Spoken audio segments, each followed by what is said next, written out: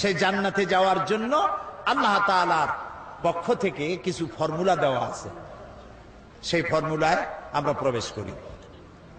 পড়েন আমার সাথে সবাই, আউযু বিল্লাহি মিনাশ শাইতানির রাজীম, বিসমিল্লাহির রাহমানির রাহিম। পিছনে পিছনে পিছনে, তা নাহলে ওইদিকে লোকদের কষ্ট হবে। শয়তানের ওয়াসওয়াসা থেকে আল্লাহর কাছে পানা চাই। পরম করুণাময় আল্লাহর নামে শুরু করছি। ইন্নাল্লাহা আশতারা মিনাল মুমিনিনা আনফুসাহুম ওয়া আমওয়ালাহুম বিআন্না লাহুমুল জান্নাহ ইউকাতিলুনা ফি সাবিলিল্লাহি ফায়াকতুলুনা ওয়া يقتلون وعدا عليه حقا في التوراة والإنجيل والقرآن ومن أوفى بعهده من الله فاستبشروا ببيعكم الذي بايعتم به وذلك هو الفوز العظيم। সূরা তওবা 111 নম্বর আয়াত। আল্লাহ তাআলা বলছেন, ইন্নাল্লাহা আশতারা মিনাল মুমিনিনা আনফুসাহুম ওয়া আমওয়ালাহুম বিআন্না লাহুমুল জান্নাহ, নিশ্চয়ই আল্লাহ তাআলা মুমিনের জান এবং মালকে খরিদ করে নিয়েছেন জান্নাতের বিনিময়ে। ইউকাতিলুনা ফি সাবিলিল্লাহ, তারা আল্লাহর রাস্তায় লড়াই করে। ফায়াকতুলুনা ওয়া ইউকতালুন, এই রাস্তায় তারা মরে এবং মারে। ওয়াদান আলাইহি হাক্কান ফিত তাওরাতি ওয়াল ইনজিলি ওয়াল কুরআন, এই মুমিনদের জন্য আল্লাহ যে জান্নাত দিবেন সেই ওয়াদা আল্লাহ ইতিপূর্বে তাওরাতে করেছেন, ইনজিলে করেছেন, আর এই কোরআনেও করলেন। ওয়াযালিকা ওয়ামান আওফা বিআহদিহি মিনাল্লাহ, আর আল্লাহর চাইতে ওয়াদা পূরণকারী কে হতে পারে? ফাস্তাবশিরু বিবাইকুমুল্লাযী বায়াতুম বিহি, সুতরাং তোমরা যারা আল্লাহর সাথে এই অঙ্গীকার করতে পারলে তারা আনন্দ করো। এই অঙ্গীকার যে করতে পারলে, আল্লাহর সাথে যে চুক্তিবদ্ধ হতে পারলে, এজন্য আনন্দ করো। ওয়াযালিকা হুয়াল ফাওজুল আযীম, আর এটাই হলো সবথেকে বড় কামিয়াবি। সাদাকাল্লাহুল আযীম, আল্লাহ মহা সত্য বলেছেন। আলহামদুলিল্লাহ বলো। এ হলো তেলাওয়াতকৃত আয়াতের শাব্দিক তরজমা। চলুন ব্যাখ্যায় যাই।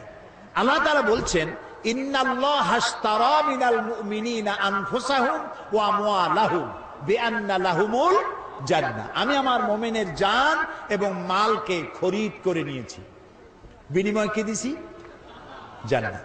কোনো কিছু কেনাবেচা করতে হলে বিনিময় কিছু লাগেই। বিনিময় ছাড়া কেনাবেচা হয় না, ঠিক কিনা বলেন? তা আল্লাহ আমাদের কাছ থেকে কিনতেছেন কি? বলেন তো, কি কিনলেন? জান আর মাল। এবার জবাব দেন, জানটা কার? আমার এবং আপনাদের মধ্যে একটা জান আছে কিনা? আমরা আজ মরা না জেতা, আমরা জীবিত মানুষ, তাই না? ভিতরে একটা জান আছে না? জানটা কার? আল্লাহ। আমার যদি কিছু মালটাল থাকে, এই মালটা কার? তাহলে আল্লাহ কি বলতেছেন? আল্লাহ বলতেছেন, আমি আমার মুমিনের জান আর মাল কিনে নিলাম। দুটোই তো আল্লাহ। তা আল্লাহর মাল, আল্লাহর জান তিনি নিজে কিনতেছেন, এর অর্থটা কি? এর ব্যাখ্যাটা কি? ব্যাখ্যাটা হচ্ছে, জান আর মাল তো আল্লাহর, কিছুদিনের জন্য আমাদের কাছে আল্লাহ তাআলা এটাকে আমানত রেখেছেন। আমাদের কাছে এটা কি? আমানত। জান যদিও আমার, আমি দাবি করি, কিন্তু মূলত মালিক কে? এই জন্য মানুষ আত্মহত্যা, খোদকুশি করতে পারে না, আত্মহত্যা করতে পারে না, সুইসাইড করতে পারে না। কেন পারে না? আমার আত্মা আমি নষ্ট করবো, তাতে অসুবিধাটা কি? অসুবিধা হলো এই, আত্মা তোমার না, এটা আল্লাহ তাআলা তোমার মধ্যে আমানত রেখেছেন, এটাকে হত্যা করতে তুমি পারো না। যদি কেউ আত্মা হত্যা করে, চিরকাল জাহান্নামের ভিতরে থাকতে হবে। বলেন নাউযুবিল্লাহ। জীবনের প্রতি বিতৃষ্ণ হয়ে আত্মহত্যা কেউ করতে পারবে না, জায়েজ নাই, কারণ ওটা আল্লাহ। তাহলে আল্লাহ বলছেন আমি আমার মোমেন বান্দার জানু নিলাম, মানু নিলাম, কিনে নিলাম, দিলাম জান্নাত। কিনলেনটা কি?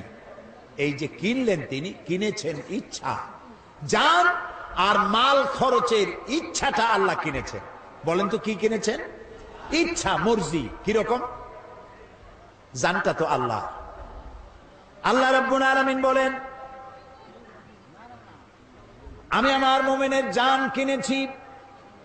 তার মানে হলো এই জানটা মুমিন বান্দা তার জানকে আল্লাহর অপছন্দনীয় জায়গায় খরচ করতে পারবে না। এমন কোন জায়গায় সে শ্রম দিতে পারবে না, জীবন দিতে পারবে না যেই জায়গায় আল্লাহর রেজামন্দি নাই, আল্লাহ খুশি নয়। আমার জান আছে, মানে এই জান আছে বলেই তো শক্তি আছে। এই শক্তি যে আছে, এই শক্তি আমি অন্য কোথাও আল্লাহর মর্জির বাইরে আমি খরচ করতে পারবো না। আমি এমন কোন মিছিলে অংশগ্রহণ করতে পারবো না যেই মিছিলে আল্লাহ রেজামন্দি নাই, আল্লাহ রাজি নয়, এমন কোন মিছিলে আমি যেতে পারি না। আমি এমন কোন সমাবেশে যেতে পারি না যেই সমাবেশে আল্লাহ রাজি নয়। আমি এজন্য রাত জাগতে পারি না যে রাত জাগায় আল্লাহ খুশি নয়। আমি দেওয়ালে এমন কিছু লিখতে পারি না যাতে আল্লাহ খুশি নয়। আমি আমার জীবনকে খরচ করার জন্য, শারীরিক শ্রম দেওয়ার জন্য যত কাজ আছে এর কোনোটাই আমি করতে পারি না যেখানে আল্লাহর খুশি নাই। আমি সেই সব কাজ করব যে কাজ করলে আমার আল্লাহ খুশি হন, কারণ আমার জানটা আল্লাহ আমার কাছে আমানত রেখেছেন, আমার ইচ্ছাটা তিনি কিনে নিয়েছেন। মালটাও কিনে নিয়েছেন। কে কিনেছেন? আল্লাহ। অর্থাৎ ইচ্ছা কিনেছেন। এই মাল আপনি যেখানে সেখানে দিতে পারবেন না। কোন খ্রিস্টান আসলো আমি একটা গির্জা বানাবো, তো আমাদেরকে কিছু পয়সা করে দেন, চান্দা দেন। একজন হিন্দু এলেন, তিনি বললেন দুর্গা পূজা আমার মূর্তি বানাবার পয়সা টয়সা নাই, আমারে কিছু পয়সা দেন। আপনি কি দিতে পারবেন? না, পারবেন না, পারবেন না। তবে হ্যাঁ, কোন খ্রিস্টান, কোন বৌদ্ধ, কোন হিন্দু এসে যদি বলে যে আমার মেয়ে বিয়ে দিতে পারছি না পয়সার অভাবে, আপনি অবশ্যই দিবেন। যদি বলে যে আমার ঘরের চাল দিয়া পানি পড়ে, আপনি অবশ্যই টিন কিনে দিবেন। যদি বলে আমার বাড়িতে একটা টিউবওয়েল আছে আর্সেনিক যুক্ত, আমি পানি পান করতে পারি না, বিশুদ্ধ পানিও পান করার জন্য ডিপ টিউবওয়েলের ব্যবস্থা করে দিতে পারবেন। অর্থাৎ মানবিক দিক থেকে আপনি প্রত্যেকটি মানুষের খেদমত করতে পারবেন, কিন্তু পয়সা এমন জায়গায় দেওয়া যাবে না যে আপনার পয়সা দিয়ে আল্লাহর সাথে শিরক করা হবে। আপনি সেই শিরকের সহযোগিতা করতে পারবেন না। এমনকি আপনি যদি জানেন যে আপনার বাড়িতে একটা পাঠা আছে, এই পাঠাটা পূজার গুণে কিনতে এসেছে পূজা বলি দেবে বলে, আপনি জেনে শুনে পূজার পাঠা বলি দেওয়ার উদ্দেশ্যে আপনি বিক্রি করতেও পারবেন না, জায়েজ নেই। কথা কি বুঝে আসতেছে? তার মানে আপনার অর্থ, একজনে আসলো যে ঢাকা থেকে গায়িকা নর্তকী ওপেন কনসার্ট করার জন্য আসতেছে। ওপেন কনসার্ট এগুলো যারা করে, পুরুষগুলি মাথার চুল বিশাল বিশাল লম্বা লম্বা, এদিকে ধাপ দেয় ওদিকে ঝাঁপ দেয়, চিৎকার মারে, কি যে কয় আল্লাহ। ওরা আসবে, সুতরাং কিছু পয়সা করি লাগবে, আপনি দিতে পারবেন না চান্দা। নায়িকা আসবে, গায়িকা আসবে, আমাদের মহা বিপ্লবী নেতা আসবে, আপনি দিতে পারবেন না পয়সা। এ পয়সা আপনার কাছে আমানত। এ পয়সা কার কাছে? আপনার কাছে কে আমানত রেখেছে?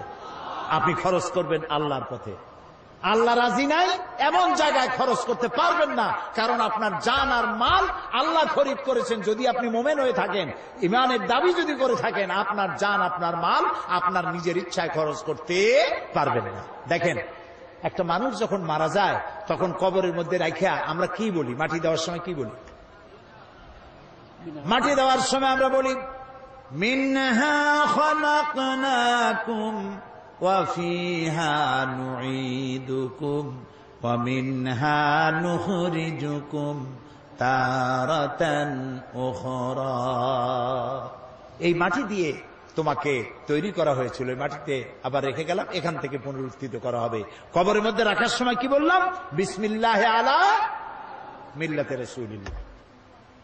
আচ্ছা, মিল্লাতে রাসূলের মধ্যে আপনি কারে রাখলেন? আপনারা আমার কথা শুনতেছেন তো? চিন্তা করতেছেন তো? চিন্তা করেন, তাহলে বুঝতে পারবেন। কবরের মধ্যে একজন বুড়া মানুষ মারা গেছে, কবরের মধ্যে রেখে দিয়ে কইলাম যে আল্লাহর নামে রসুলের দলে উঠাই দিয়ে গেলাম। মর্মার্থ এটাই। এখন কারে আপনি রসুলের দলে উঠাই দিলেন?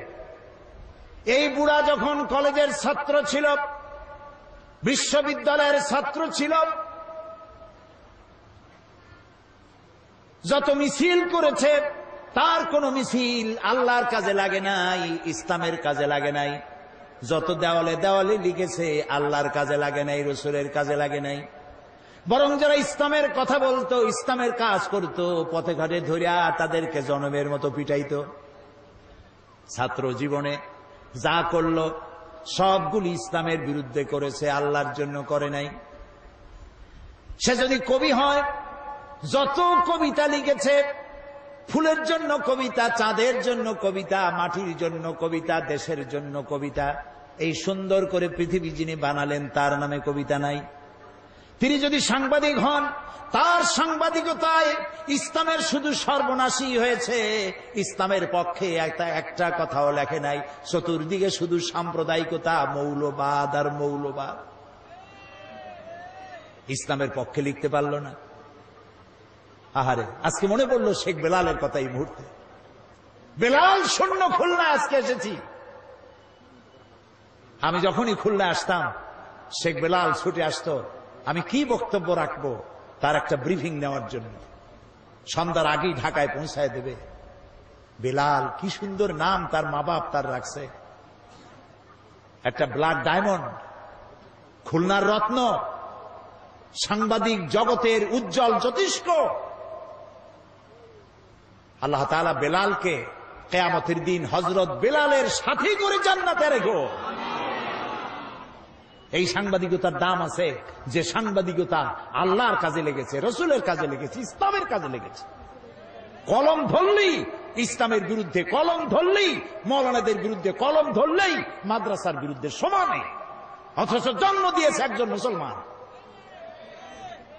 পেটে ধারণ করেছে এক মুসলিম মা। কোন সাহসে ইসলামের বিরুদ্ধে লেখো?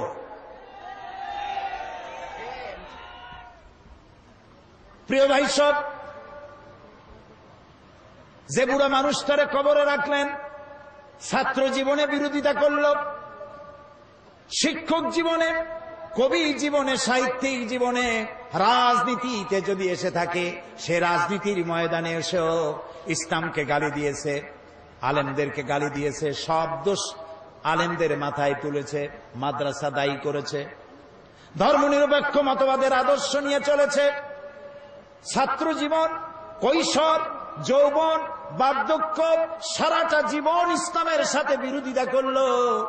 আর মরে যাওয়ার পর 2-4 জন মৌলবী এসে কোরআন পড়লো, তারপরে কবরে থুইয়া বললে বিসমিল্লাহ আলা মিল্লাতে রাসূলিল্লাহ। এখন তুমি বলো, যেই মানুষটার জীবন যৌবন, তার বুদ্ধি বিবেচনা কোনটাই আল্লাহর কাজে লাগলো না, রসুলের কাজে লাগলো না, জীবিত অবস্থায় মরা দেহ নিয়া রাসূলুল্লাহ কি করবে? আরে, এই কথাগুলি বোঝা কঠিন না সহজ? এই মরা লাশ দিয়ে আল্লাহ কি করবেন? আহারে, ইন্নাল্লাহা আশতারা মিনাল মুমিনিনা আনফুসাহুম ওয়া আমওয়ালাহুম বিআন্না লাহুমুল জান্নাহ। আমি মুমিনের জান মাল খরিদ করে নিয়েছি, বিনিময়ে জান্নাত দিছি, সুবহানাল্লাহ, বেহেশত দিছি।